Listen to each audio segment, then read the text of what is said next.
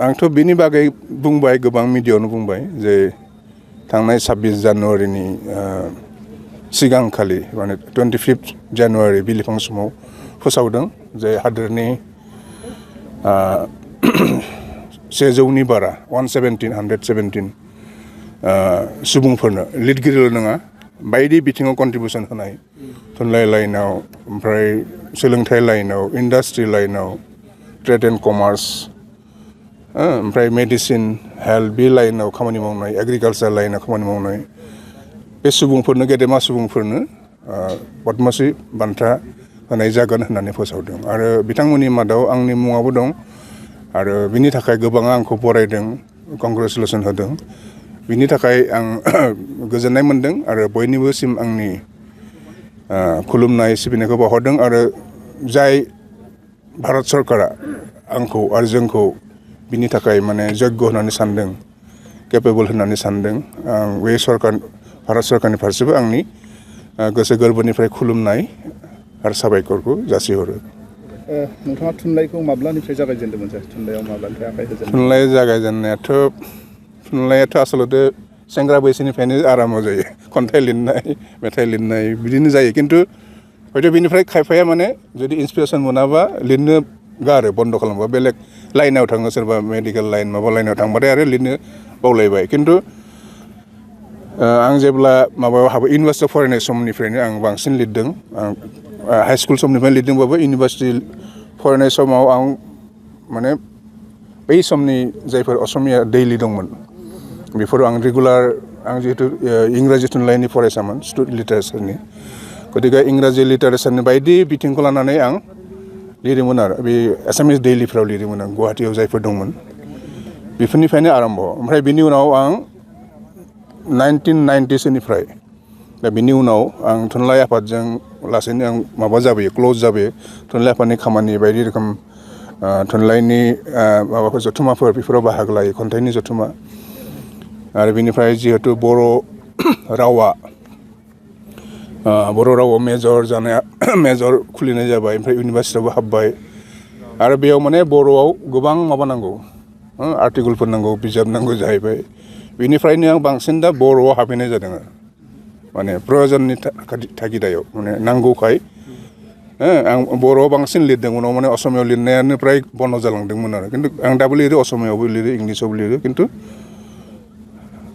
बर'आवनो बांसिन लिरो आरो बिदिनो माने थुनलाइनि जार्निया बिदिनो जाबोदों दाबो सोलिगासिनो दं दाबो बन्द जायाखै।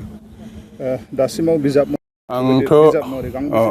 आंथ' खन्थाइ बिजाबा दङ गांबानि बारा थारमाने ट्रान्सलेसनखौ हमोबा गांदाइनसो जायो थारमाने आंनि असमियायाव दानस्लायनाय खन्थाइ दं बिजाबबो दं बेनिफ्राय इंराजियाव दानस्लायनायबो दं गतिके अरिजिन होनोब्ला गांबा खन्थाइ बिजाबा बेनिफ्राय सुंद' सल' बिजाब आहा गैया खिन्थु सल' लिरबाय दोंनै दोंथाम लिरदों सल'मा बिजाब दं बेनिफ्राय ट्रेभेलग माने जिथु भ्रमण काहिनि होनना बुङो एसामिसाव दावबायारि थुनलाइ दावबायारि सल' गांथाम दं मानोना आं बायदि खामानियाव कनफारेन्स बा बे साहित्य एकाडेमि बायदि इन्टारनेसनेल फेस्टिभेलफ्राव बाहागो लाहैदों ओजों बै चाइना इटालि बेलेग हादोराव बै दावबायहैनायनि जिथु एक्सपिरियेन्स रोंमोनथाय बेफोरखौ लानानैनो आं बै माबाखौ लिरदों ट्रेभेलग बेनिफ्राय चिलड्रेन खुदियाफोरनि थाखाय लिरनाय बिजाब दं गांनै ओमफ्रायथ' माबा दं आं खन्थाइगिरि जानायनि लोगोसेनो आं थुनलाइ बिजिरनाय खन्थाइ बिजिरनाय खामानियावबो आं दङ गतिके आं थुनलाइ बिजिरनाय आरो खन्थाइ बिजिरनायनि बे रोखोमनि माबा राइटारफोरखौ लानानै बिदि बिजाब दं गांब्रै गांबा बेनिफ्राय इंराजियाव लिरनाय हिस्ट्रि अफ बड' लिटारेचार जायखौ साहित्य एकाडेमिया सेबखांदों बेनिफ्राय आं जिहेतु आंनि रिसार्चआ जाहैबाय बर'नि फक लिटारेचार बर'नि सुबुं थुनलाइ आरो बेखौ बिजाब महरै दिहुननाय जादों फक लिटारेचार अफ दि बर' इंलिसाव लिरनाय बेबो फक लिटारेचार बिजाबाबो इंराजियाव आरो हिस्ट्रि अफ बर' लिटारेचाराबो इंलिसाव नाथाय बियो आं असमियाव लिरजेनदोंमोन आधुनिक बर' साहित्य होननानै आरो बेखौ उनाव उथ्रिसार बसुमतारिया दानस्लायदों गोदान बर' थुनलाइ आरो गोदान बर' थुनलाइया बर' फरायसाफोरनि थाखाय माबा आरो कलेजफ्राव माबाफ्राव नांगौ फरायो आरो बिनि अनगायैबो बायदि रोखोमनि माबादों गांनैसो हयथ' गोसोआव गोलैयाखै 30नि बारा बिजाब दं आरो दा आं सेबखांनाय महरै आरो गोबां सेबखांनो गोनां दं आरो साहित्य एकाडेमिनि जानानै आं गोबां माने राव सोलायदों आरो सुजुनानै दिहुनदों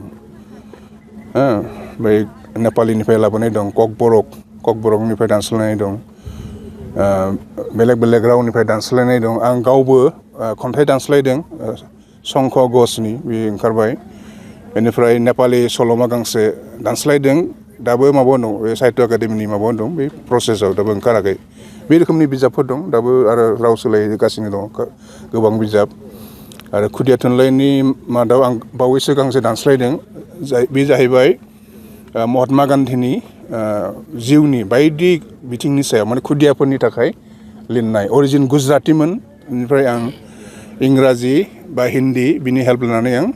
गुजरातीखौ आं जिहेतु बुजिया हिन्दी आरो इंराजिनि हेल्प लानानै आं बर'आव राव सोलायना दिहुनदों बे माने खुदियाफोरनि थाखाय माने बे सावगारि गोनां आरो पिक्ट'रियेल माबा गोनां इलास्ट्रेसन गोनां